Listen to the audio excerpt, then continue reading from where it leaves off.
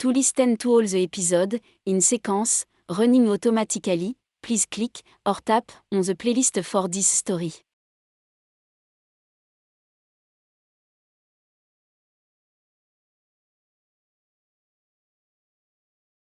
My bicycle tire has gone flat. Claudette informs the country girl.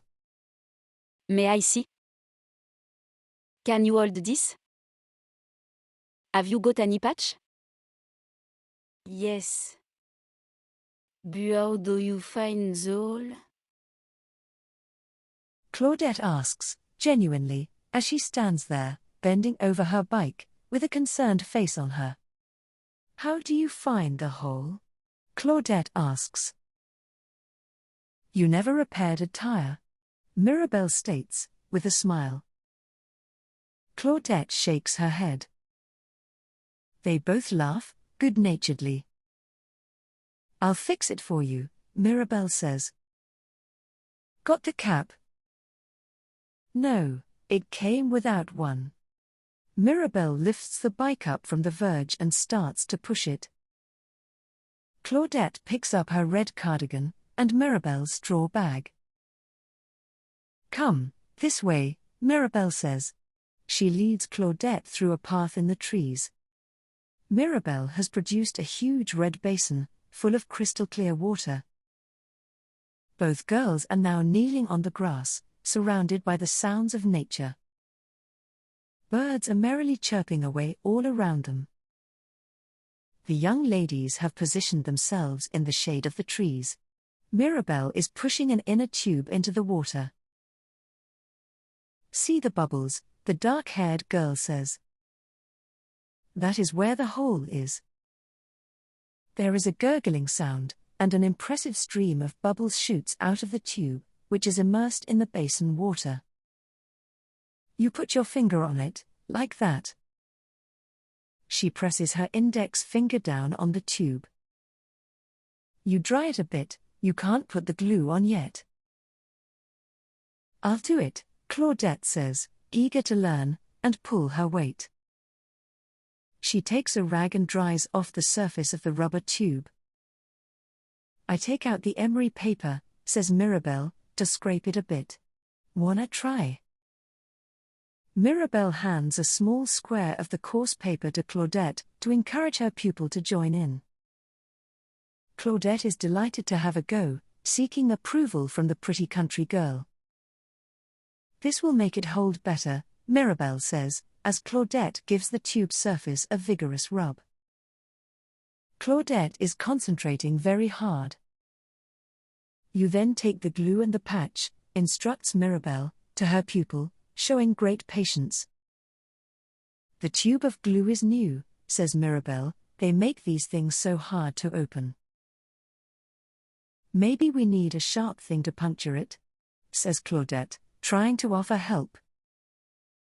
A needle, maybe, says Mirabelle, or a fork. I'll get one. Mirabelle gets up and heads off to find a piercing tool, while Claudette stares, with intense concentration, at the instruction leaflet, although her face looks baffled. Mirabelle soon returns, with the glue tube opened, and then she skillfully applies the adhesive to the tube surface, which has now been roughened up. Showing much willing, Claudette holds the tube steady, with her fine-boned, and pretty, hands. After a bit more, humming and hawing, and some fine-tuning, they complete their task.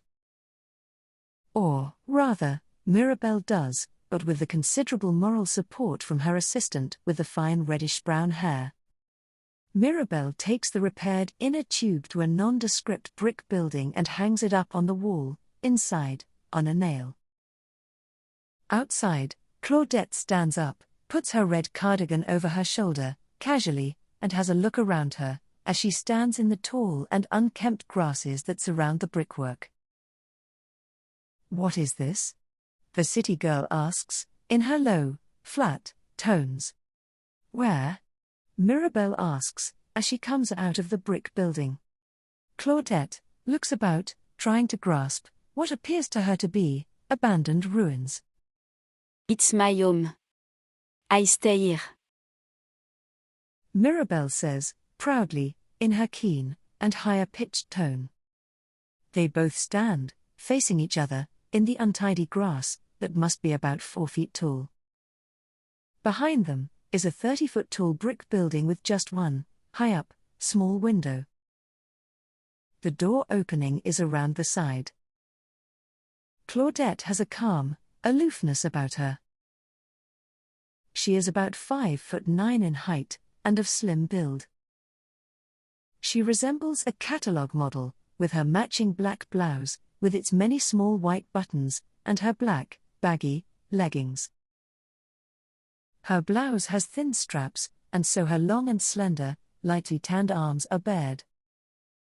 She wears a tiny watch on her left arm, which has a delicate black strap. At the wider bottom of her trousers there is a gap, where you can see her skin, just before you meet a set of vivid red ankle socks that match her cardigan.